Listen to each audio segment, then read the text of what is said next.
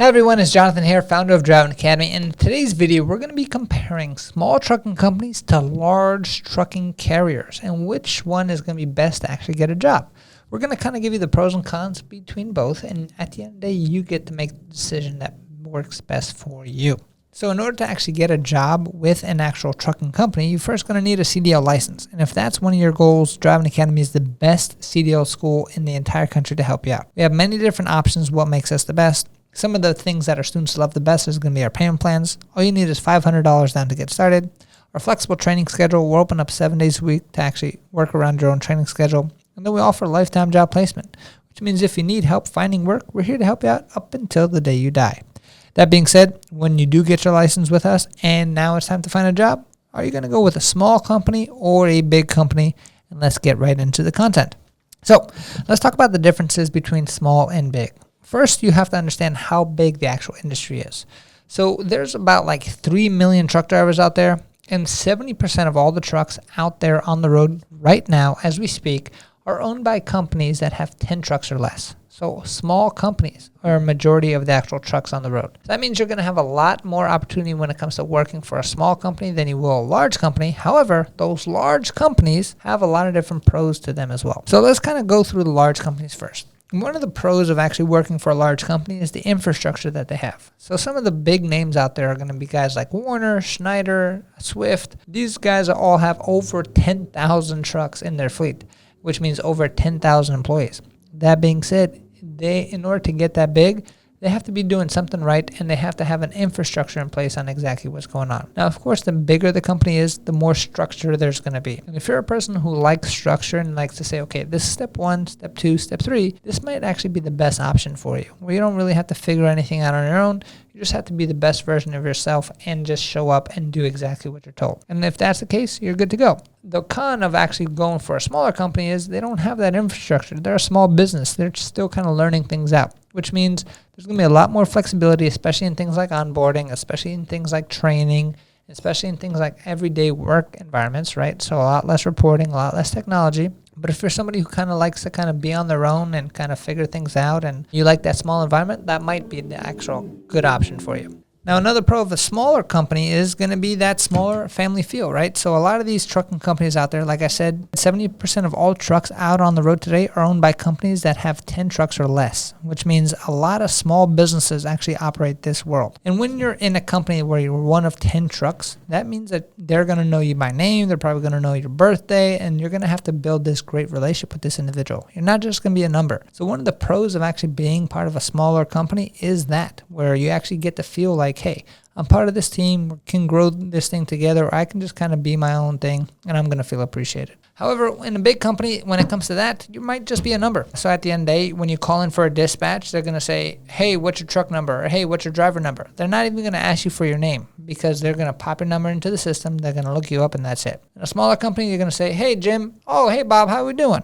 Yes, I have a problem here, I have a problem there, and that's how that's going to go. So depending on how you value that one way or the other, depends if you're going to go small or big. All right, so now let's talk about pay, because that's going to be a very important thing for a lot of people. Which companies are going to pay more? So when it comes to pay, it's about average. A small company versus a large company is going to pay you about the same thing. Now, the benefit of actually working for a bigger company is going to be that the pay increases are already structured, which means they're going to tell you exactly what you got to do. So you're going to hit these many miles, have to be safe, you're going to get this bonus, and then you can just keep moving up the rank from there, right? And the bigger company is the actually more layers of management you can go through and the more career benefits that you can actually have. That being said, larger companies are great for that. Now, outside of the pay, benefits package is going to be super important. The higher chance they're going to have at actually having a better benefit package, right? So a lot of these bigger companies have 401k, dental, medical, vacation pay, all that good stuff. Some of the smaller companies can't really compete simply because they don't have the infrastructure. Now, one of the pros of actually when it comes to pay on smaller companies is going to be you can actually be a lot more flexible and you can negotiate your pay a lot more. So when you're actually getting hired by a small company, again, 10 trucks or less, you're actually interacting with the owner directly. And when you're interacting with the owner directly, you can actually say, hey, I want to negotiate my rate a little bit more. Those bigger companies, it's going to be like, take it or leave it. This is what we pay. This is exactly what's going on. So if your negotiation skills are great and your interview skills are amazing as well, then maybe going for a smaller company will benefit you more on the pay side. However, you're going to know that the benefit side is not going to be there. So different pay packages that I've seen people negotiate on smaller companies that they'll never be able to do on larger companies is going to be, okay, I need this weekly guarantee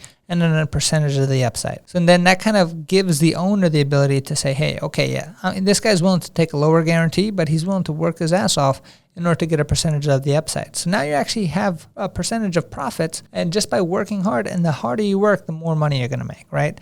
In a large company, you'll never even be able to offer anything like that because you're never dealing with the decision maker. You're dealing with so many different layers of management moving forward. So as a recap, when it comes to pay, on average, you're going to get paid the same, large versus small. The benefit packages on the large company is probably going to be a little bit better and a lot more structured. If you're a good negotiator and you add a lot of value to the company itself, then you can definitely go with a smaller company and try to negotiate your pay. All right, so now let's talk about training. So when it comes to actual training and onboarding, small company versus big company, of course, the big company is going to win. Because of the infrastructure that they have, most of them actually have an onboarding and orientation process built in, which means they have a whole team or a whole division who are just cycling in new drivers to make sure that they're trained up to their standards. When it comes to the smaller company, this is what the training package looks like. It's going to be like, oh, okay, welcome. Congratulations. Here's your keys, and now go to Brooklyn. And that's it. Like, that's your training package. If you feel like you're super green and you don't really have that much experience in driving yet, and you're a little bit nervous, then maybe going for the bigger company is important. Because getting your CDL license is just the very first step. But making sure you make money in this industry is keeping your CDL license clean for a long period of time. So yes, you might be making a little bit more money now with a smaller company who has no training, but if you get into one accident, that can ruin the rest of your career for the foreseeable future. So understanding, okay, let me take a little bit of a hit, let me go through the training, let me get the infrastructure needed to actually be a successful, safe driver, long term is going to benefit you out tremendously.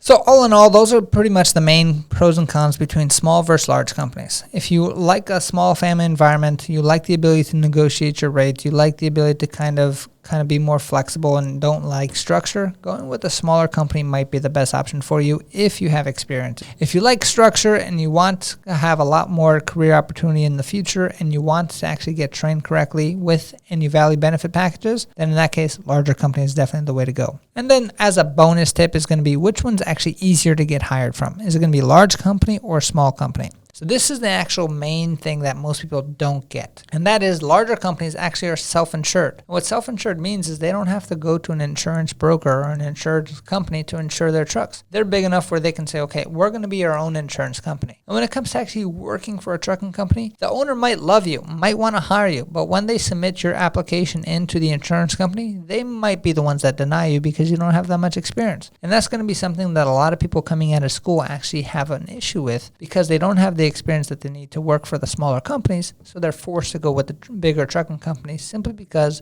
the trucking companies have the infrastructure needed to train the new drivers up to get to that skill level. But we here at Driving Academy do offer lifetime job placement, which means if you want to work for small companies or large companies, we can help you out because we have contacts in both of those things. We're willing to take our drivers even if they are brand new. I hear so many horror stories of people who choose a different school and all of a sudden have their CDL license but can't do anything with it simply because they don't have the experience or they went to a non-accredited school itself. So make sure you want to avoid all that. Go to the best CDL school in the entire country by checking out our website, cdldrivingacademy.com. Thanks. Have a great day.